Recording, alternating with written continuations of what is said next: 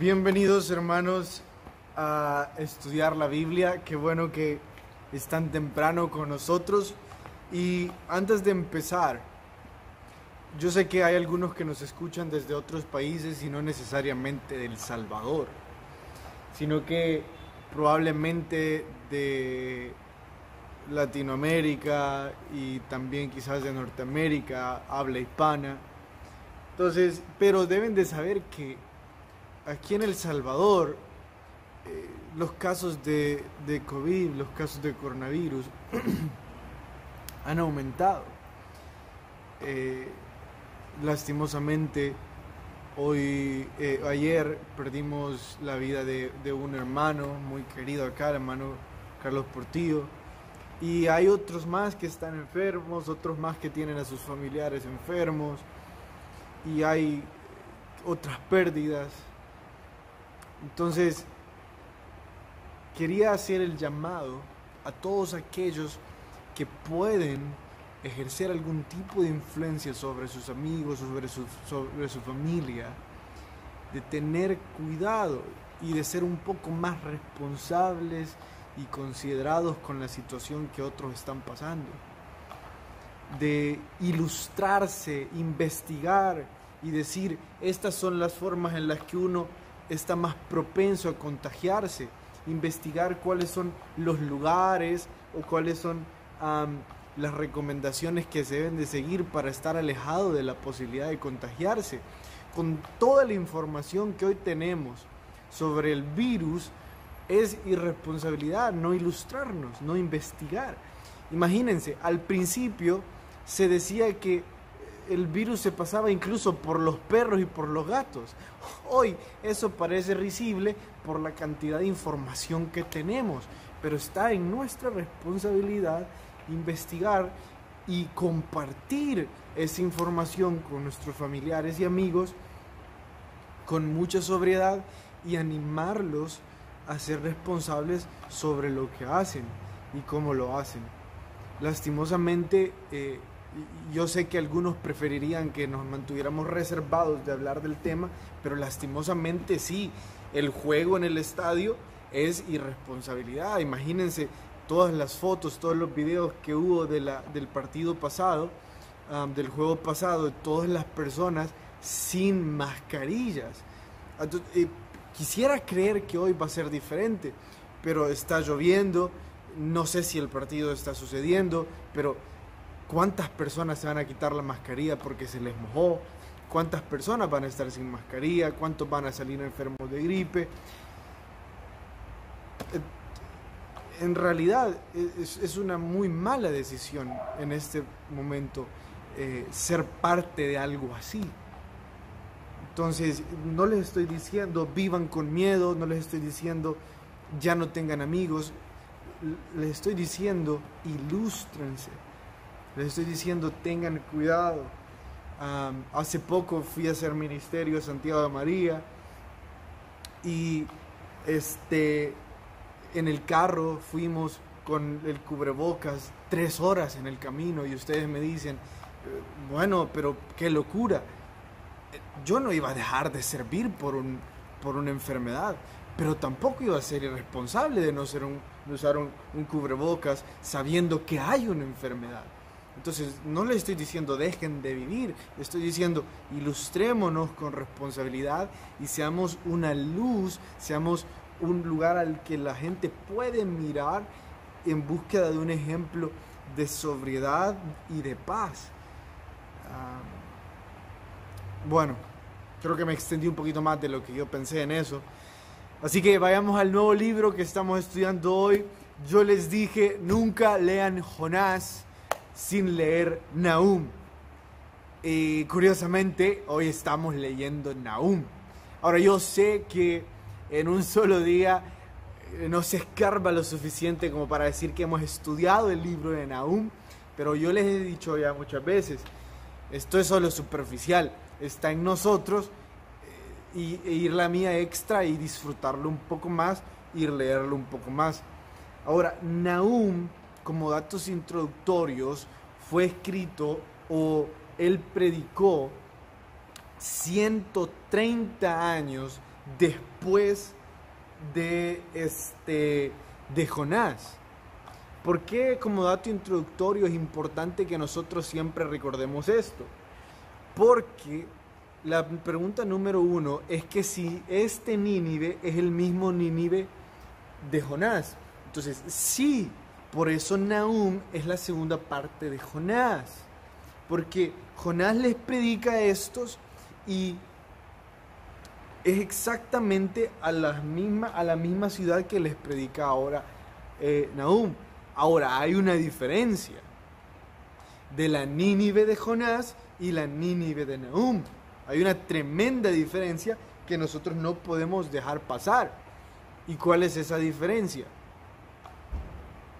Es que la Nínive de Jonás sí se arrepintió. Y la Nínive de Nahum no se arrepintió. Ellos no buscaron el arrepentimiento. Ellos no buscaron confesar su pecado.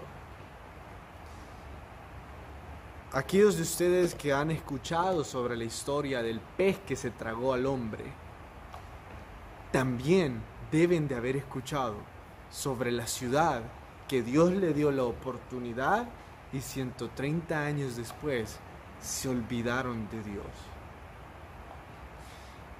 Es que es increíble cuánto nos ha bendecido Dios. Al día de hoy, a veces a nosotros nos cuesta enumerar las cosas que Él nos ha dado, los lugares de los cuales Él nos ha sacado.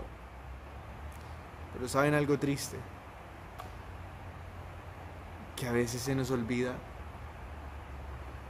quiénes éramos antes de que Dios nos rescatara. Exactamente lo que les pasó a los ninivitas. Su memoria, su mala memoria, les costó la destrucción.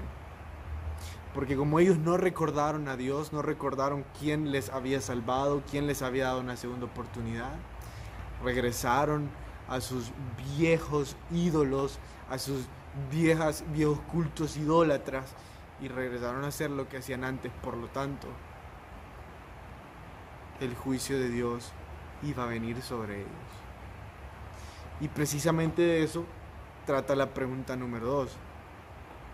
Pregunta número 2 dice: si Jehová es tardo para la ira, ¿por qué lanza esta profecía con ira?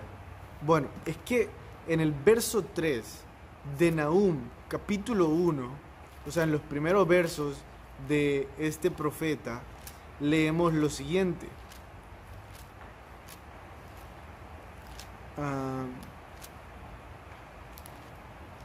Leemos lo siguiente: Jehová es tardo para la ira y grande en poder. Escucha esto. Y no tendrá por inocente al culpable. Jehová marcha en la tempestad y en el torbellino, y las nubes son el polvo de sus pies. Los primeros 5 versos, Nahum está describiendo a Dios. Hoy en el culto, el pastor nos hizo un llamado a memorizar un verso, nos hizo un llamado a memorizar un salmo. Ahora, y es por cierto el mismo de la semana. Ahora, por cierto, yo les diría, ¿cuál es la razón por la que memorizamos versos? Esto tiene mucho que ver con la respuesta de la pregunta. ¿Cuál es la razón por la que nosotros memorizamos versos? Para probar nuestra capacidad de inteligencia, nuestra capacidad de memorización, para probar que somos buenos haciéndolo. No memorizamos para probar nada. ¿Saben por qué memorizamos la Biblia? Lo hacemos para no olvidar quién es Dios. Si es tan fácil de que se nos olvide memorizar, se nos olvide un verso que memorizamos hace un día o hace una semana, ¿cuán fácil también va a ser que se nos olvide quién es Dios? Y yo sé que ustedes me van a decir, Carlos, se me puede olvidar qué voy a hacer, qué hice, qué desayuné hoy, pero no se me olvida quién es mi papá. Entonces sí, se me olvida qué desayuné, pero no se me va a olvidar quién es mi papá. Puedo tener mala memoria, pero no se me va a olvidar quién es una persona. Momento.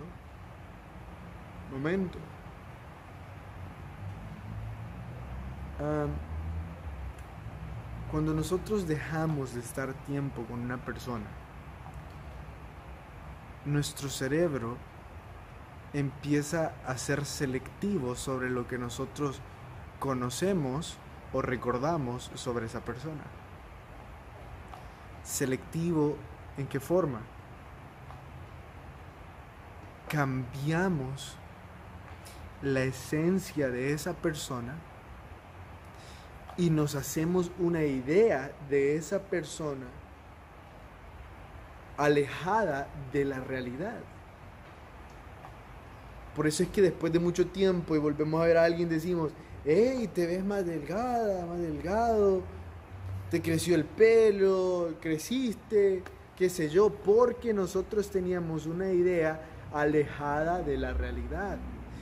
Cada día que pasa que nosotros no leemos la Biblia, estamos creándonos una idea más y más alejada de la realidad de quién es Dios. Cada día que pasa que nosotros leemos la Biblia, no leemos la Biblia, estamos escuchando más al mundo sobre quién es Dios y nos estamos haciendo una idea más alejada de quién es Dios. Pero cada día que nosotros leemos la Biblia y nos memorizamos su palabra, estamos haciéndole una guerra al mundo para probarles y decirles, yo no voy a creer que vos me vas a decir quién es Dios. Yo voy a creer lo que la Biblia me dice que es Dios. Y es por eso que a veces nosotros nos dejamos llevar y creemos mentiras sobre lo que Dios es. Y todo esto se los digo porque les aseguro que ya se nos olvidó el principio que hemos venido aprendiendo en los profetas sobre la ira y el juicio de Dios. Es que estadísticamente la ira de Dios se ha manifestado sobre aquellos pueblos que eran un peligro para la raza humana y para ellos mismos. Dios es tardo para la ira, hasta que se convierten en un peligro para la raza humana y para ellos mismos. Recordemos el ejemplo de Noé. Dios fue tardo para la ira con esa generación hasta que empezaron a tener sexo con demonios y empezaron a ser un peligro para la humanidad. Dios fue tardo para la ira con Sodoma y Gomorra hasta que incluso querían violar ángeles. Dios fue tardo para la ira con Egipto hasta que ellos eran un peligro para su pueblo.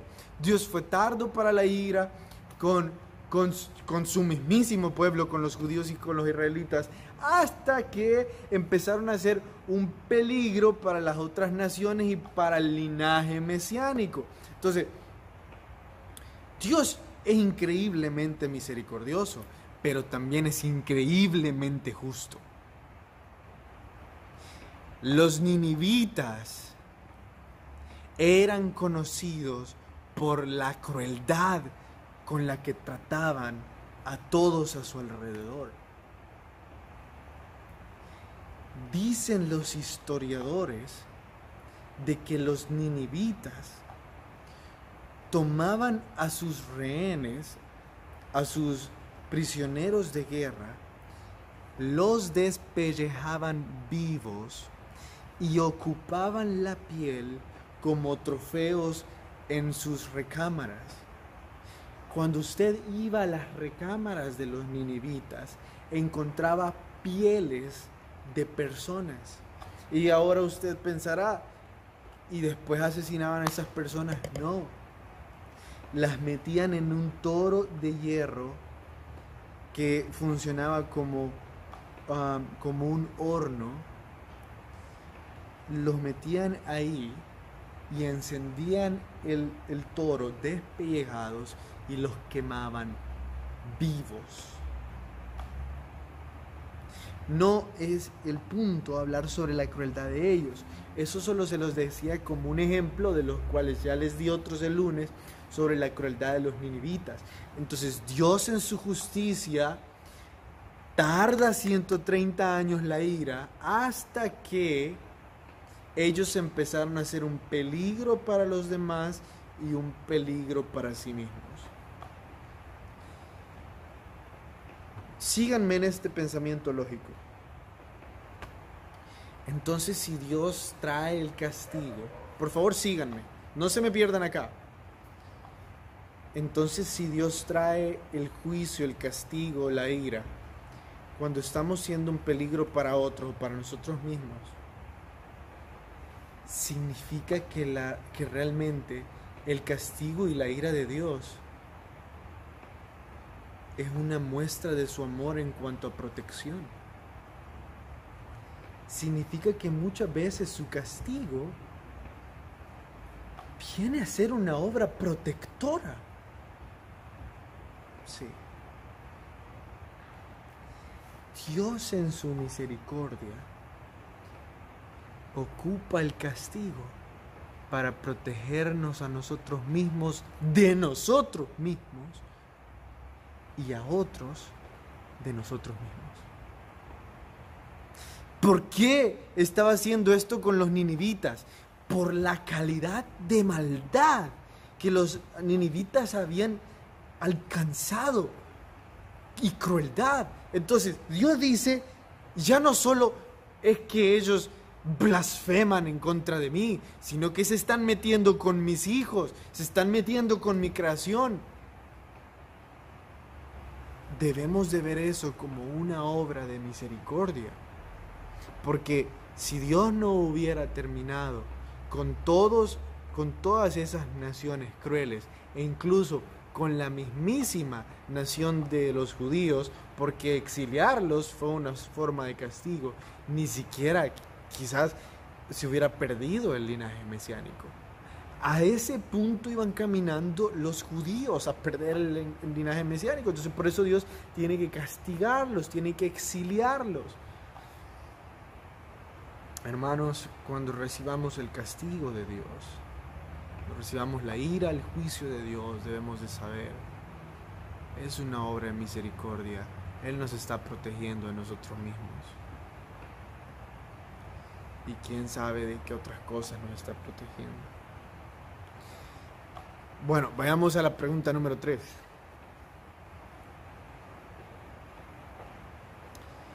¿De qué profecía habla el verso 1.15? Verso 1.15 dice: He aquí sobre los montes del que trae buenas nuevas, del que anuncia la paz. Celebra, oh Judá, tus fiestas, cumple tus votos, porque nunca más volverá a pasar por ti el malvado, pereció del todo. Esta es una profecía de múltiple cumplimiento. Eso significa que se cumple en muchas ocasiones. En este caso son dos en específicas. La primera es literalmente a los judíos diciéndoles: no se preocupen, los ninivitas ya no les van a volver a hacer sufrir. ¿Se acuerdan por qué Jonás los odiaba, verdad? A los ninivitas, porque ellos durante mucho tiempo fueron crueles contra los judíos y contra los israelitas.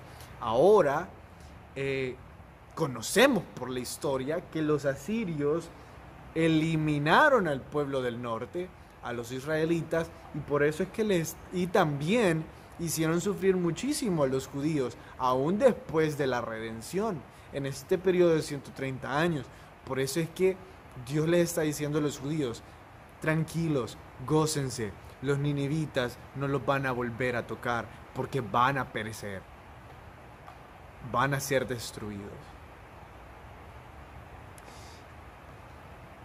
Incluso alrededor del 1870, olvido si la fecha es exactamente esa, ah, hay una profecía, es la forma en la que termina, que iban a ser eliminados de la faz de la tierra. Hasta el 1840, algo así, o el 1870, los historiadores habían catalogado a Nínive como una ciudad ficticia, o sea, que no existía. Habían dicho que era simplemente parte de, escuchen la palabra que ellos ocupaban, mitología bíblica. Yo sé, es nefasto el concepto, yo no lo ocupo, solo les estoy diciendo lo que los historiadores decían.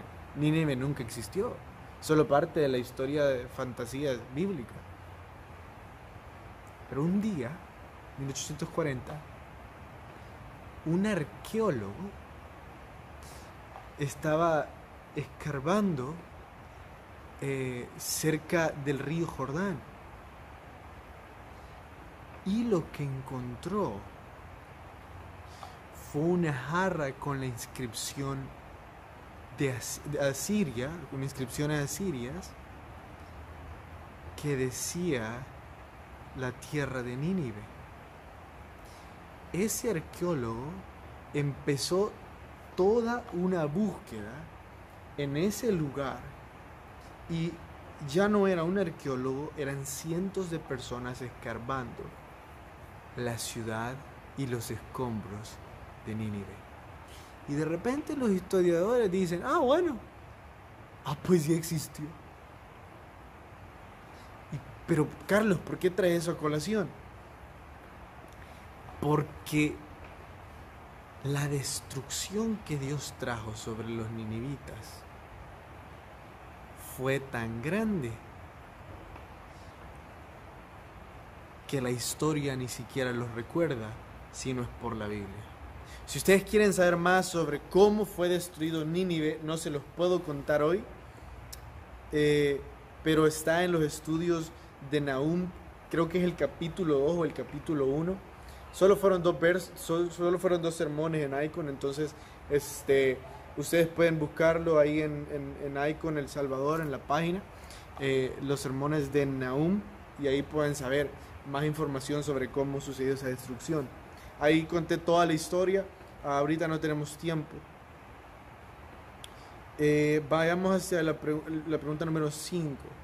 Dice el capítulo 3, verso 4: a causa de la multitud de fornicaciones de la ramera de hermosa gracia, maestra en hechizos, que seduce a las naciones con sus fornicaciones y a los pueblos con sus hechizos.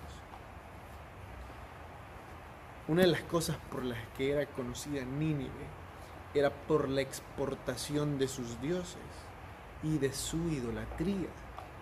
Ellos habían llevado la idolatría al punto de practicar magia negra, o como lo dicen ahí, hechicería, que ellos tomaban como directrices todo lo que los hechiceros les decían que hicieran. Por eso es que Dios les llama maestra de hechicerías, por la cantidad de idolatría que en ellos había.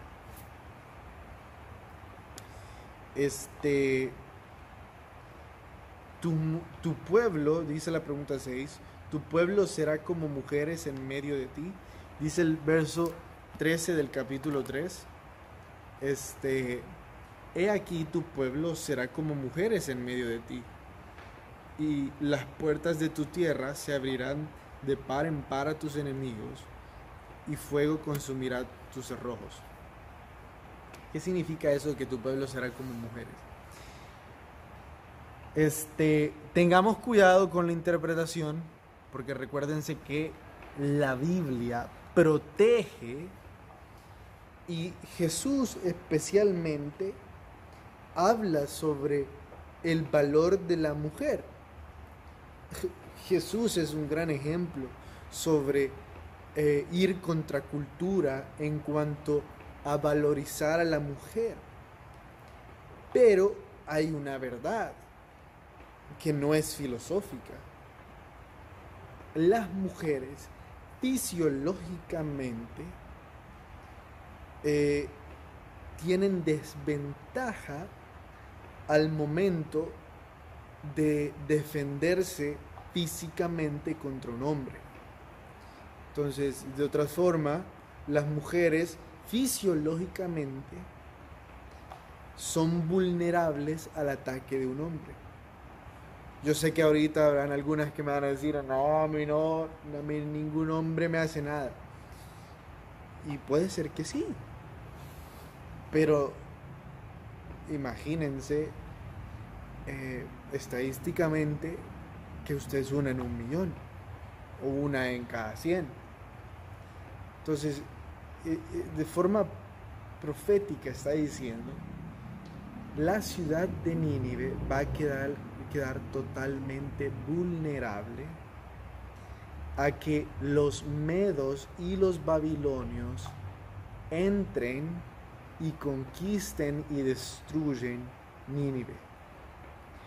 Fueron los medos y los babilonios unidos en una confederación que destruyeron a Nínive y la tomaron vulnerable. Y ustedes me van a decir, Carlos, ¿y que no fueron los medo-persas que derrotaron a Babilonia? ¿Cómo es posible que ahora me estás contando sobre una confederación de los medos con los babilonios? ¿Acaso no se llamarían los medo-babilónicos? Esto sucedió muchos años antes de la confederación de los medo-persas. Fue una confederación bastante diferente. Los medos no fueron una potencia en cuanto a inteligencia y riqueza, pero siempre fueron una potencia en cuanto a su ejército. Eran fuertes, eran duros. Por eso es que Babilonia los buscó para destruir a Nínive, y por eso es que después los persas los buscaron para destruir a Babilonia. Bueno, hermanos, tenemos 2 minutos más y no me había dado cuenta. Tu herida es incurable. El último verso del capítulo 3 dice, no hay medicina para tu quebradura. Tu herida es incurable. Todos los que oigan tu fama batirán las manos sobre ti. Porque ¿sobre quién no pasó continuamente tu maldad? Básicamente Dios les dice, ustedes fueron malos con todos, ninivitas. ¿Quién no se va a alegrar de que ustedes estén así? Dios dice, tu herida es incurable, Nínive. Porque Dios ya les había dado una oportunidad. Sus líderes no querían nada con Dios. Sus líderes estaban totalmente rebelados contra Dios. Lastimosamente Dios condena a esta ciudad y dice, ya no hay vuelta atrás. Se acabó. Pero ¿saben para quién no se ha acabado, hermanos? Para ustedes y para mí. Aún tenemos la oportunidad. La Biblia dice que Jesús, con sus llagas, sana nuestras heridas. Cuando nos sintamos incurables, recuérdense, aún hay tiempo para nosotros. Podemos ser alcanzados por Cristo. Hermanos, que tengan una muy buena noche, que el Señor les bendiga. Nos vemos mañana en la misma página de Facebook.